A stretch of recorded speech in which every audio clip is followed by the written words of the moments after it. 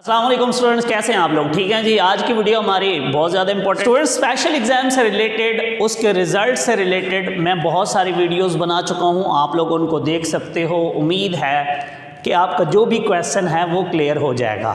आज हम सिर्फ दो चीज़ों के ऊपर बात करें। ये जो क्वेश्चंस था ये बहुत सारे बच्चों का था। बच्चे मुझसे ये पूछ रहे थे कि सर ये बताएं कि अगर हमारे 3 सब्जेक्ट्स में से 2 सब्जेक्ट्स के अंदर मार्क्स बढ़ते हैं, एक में कम हो जाते हैं, या सर हम 3 सब्जेक्ट्स इंप्रूव कर रहे हैं, हम पेपर देने जाते हैं, 2 के पेपर देते हैं, एक में हम पेपर ही नहीं देने जाते, एब्सेंट हो जाते हैं। बोर्ड से मैंने ये कंफर्म कर लिया है। वो कहते हैं जी इस तरह है कि जो सब्जेक्ट इम्प्रूवमेंट पॉलिसी होती है या इम्प्रूवमेंट पॉलिसी जो होती है उसमें ये होता है कि अगर किसी सब्जेक्ट के अंदर बच्चे के कम मार्क्स आ जाते हैं तो उसके पुराने मार्क्स लगाए जाते हैं। इन बच्चों यही पॉलिसी उसके लिए भी है कि अगर आप किसी सब्जेक्ट में एब्सेंट हो जाते हो बच्चों, तो उसके अंदर भी आपके उस सब्जेक्ट के पुराने मार्क्स लगाएंगे। 2 में जिसमें आपके नंबर बढ़ जाएंगे बढ़ा देंगे, 1 जिसमें आपका नंबर बढ़ जाएंगे बढ़ा देंगे, बाकी जिन में नंबर कम आएंगे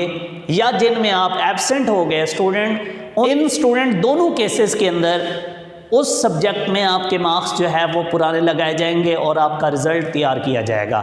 बट यहाँ थोड़ी सी अभी भी कन्फ्यूजन है। मेरी डीजी खां बात हुई बोर्ड में तो वो कहते हैं कि भाई ऐसे है कि जो सब्जेक्ट इम्प्रूवमेंट पॉलिसी है उसके अंदर तो ये चीज़ ओके है, हमें इससे कोई कन्फ्यूजन नहीं है। बट जो पार्ट वाइज वाली है, मीन्स जिसने पार्ट 2 सेलेक्ट किया था या पार्ट 1 2 सेलेक्ट किया था, उसमें अभी भी हमें कन्फ्यूजन है। उस पॉलिसी के अकॉर्डिंग, पार्ट वाइज पॉलिसी के अकॉर्डिंग ये होता है स्टूडेंट कि अगर आपका जो टोटल है वो बढ़े तो आपके मार्क्स इंक्रीज़ होते हैं, अदरवाइज नहीं होते। मीन्स अगर किसी सब्जेक्ट में आपके नंबर कम आ जाते हैं पार्ट वाइज पॉलिसी में तो आपके नंबर उसमें कम लगाए जाते हैं। अगर टोटल बढ़ रहा हो तो आपको नया रिजल्ट मिलता है। सेम पार्ट वाइज वाली पॉलिसी के अंदर ये भी है। डीजी खां बोर्ड वाले कहते हैं कि भाई पार्ट वाइज पॉलिसी में ये भी होता है कि अगर आप किसी सब्जेक्ट में एब्सेंट हो जाते हो तो फिर हम लोग लिख देते हैं कि ये नॉट इम्प्रूव है।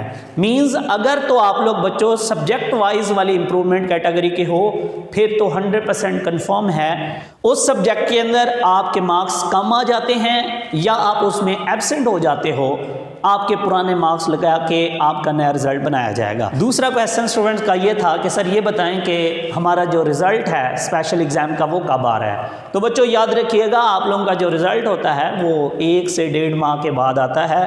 तो एक्सपेक्टेड है कि जनवरी के अंदर आप लोगों का रिजल्ट आएगा। अभी आप थोड़ा सा वेट करें और अपने लिए दुआ करें। स्टूडेंट अगर आप लोगों को स्पेशल एग्जाम से रिलेटेड कोई भी कन्फ्यूजन है तो मेरी ऑलरेडी इसके ऊपर बहुत सारी वीडियोस मौजूद हैं। आपका जो भी क्वेश्चंस है वो आप क्लियर कर सकते हो। अगर फिर भी क्लियर नहीं होता तो डिस्क्रिप्शन में मेरा व्हाट्सएप का नंबर होता है, आप कॉल करके या मैसेज करके भी मुझसे पूछ सकते हो।